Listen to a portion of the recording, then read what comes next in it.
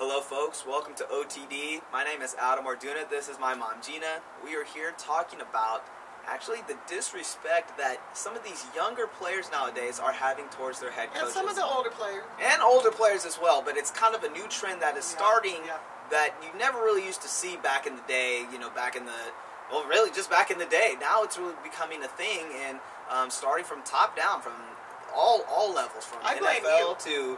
I'm not the one to blame. I'm not doing that. I blame your generation.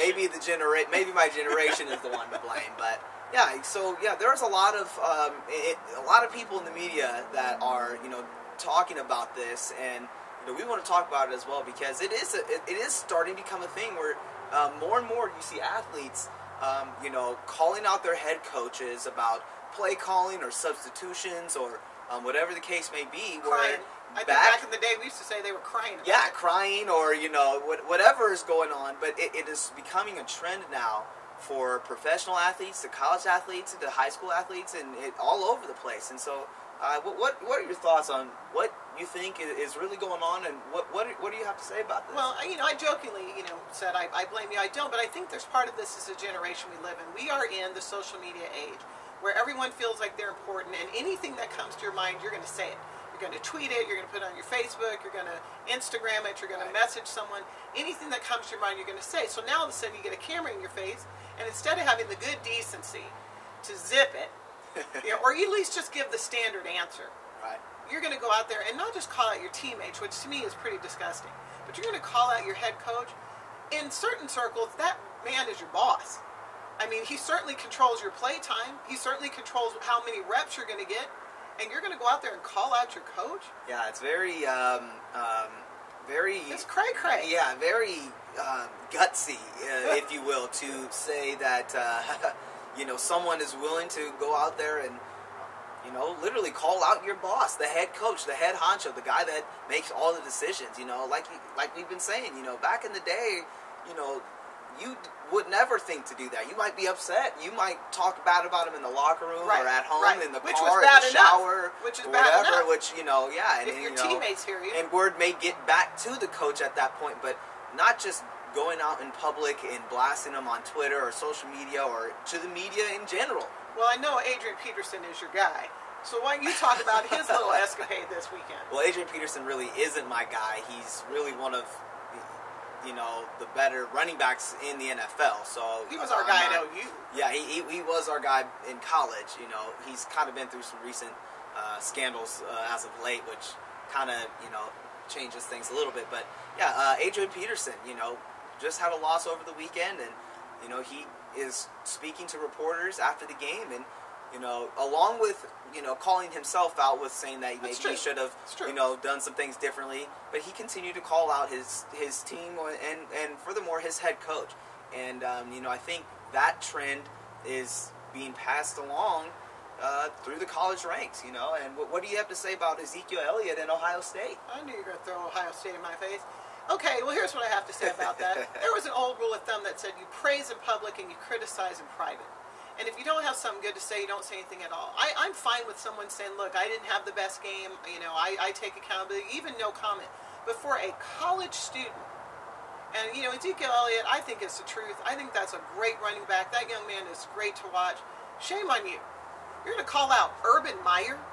Seriously? That kind of disrespect, I know he's apologized. He apologized publicly. Urban said they squashed it. But at the end of the day, there's a bad trend going on where he would have said it in the first place. How many coaches are you going to call out? None. That's zero. I've wanted to call out a lot of them in my day, but I never have, because there's still a respect level there. Even if you don't agree with the coach, even if you think he is wrong. I've been in a couple instances where I've had a head coach make some questionable calls, some boneheaded decisions where, hey, maybe if you didn't make that call or call that or whatever the case may have been, maybe we would have been in a different position. But because I had the respect for my coach or whoever was in that position of power, I didn't say anything because it's your coach, it's your boss. You respect that person because they have the authority. Well, and that's one of the great things about football, that teaches you so many lessons for life, including how do you work with someone difficult? How do you pick yourself up if your boss isn't giving you the right opportunities? and what's the best way to address it. You know, if you see Joe Q, accountant, and he's not getting the raise, is he going to go take to social media and call out his boss? Absolutely not. But you've got football players at the college level and the pro level getting in front of camera calling out their coach. And honestly, Adam, I think this is about the tarnishment of what it means to be coach anymore. Coaches have become transient. They get 2 or 3 years. The lack of respect for the position, I think, is part of what's also going on. Well, and I think you do bring up a great point because, you know, with the head coach, at least nowadays, you know, these coaches are getting paid millions and millions of dollars. They're getting sponsors. They have agents. They have all types of, you know, deals coming left and right. And, you know, when you're an athlete, you know, you expect that coach to 100% be on the side of the athlete, of the team, of whatever's going on in that situation. But it makes it hard when you want the coach to make a decision that you want to happen, but it doesn't happen, so therefore you get angry or you get upset, and so therefore you go straight to social media or you go to the, you know, the press, and you say things that you probably shouldn't be saying. Well, and here's something I'm not going to tolerate. I hear a lot of people saying, well, the press shoved a camera in his face. That's the deal.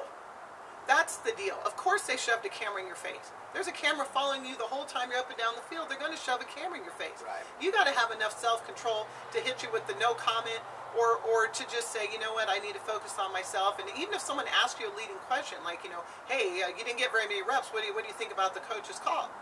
You got to find a way to say, you know what, I completely respect my coach. I wish we had a different outcome. I've got to do better next time.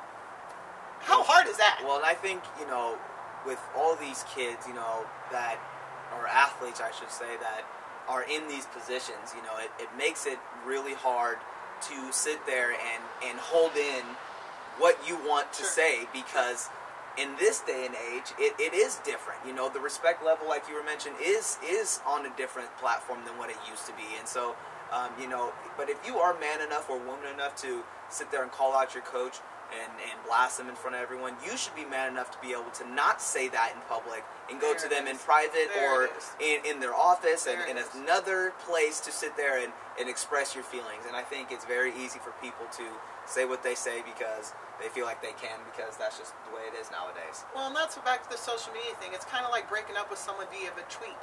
You know, you know what I mean? Or text message. Or text message, right, yeah. You know.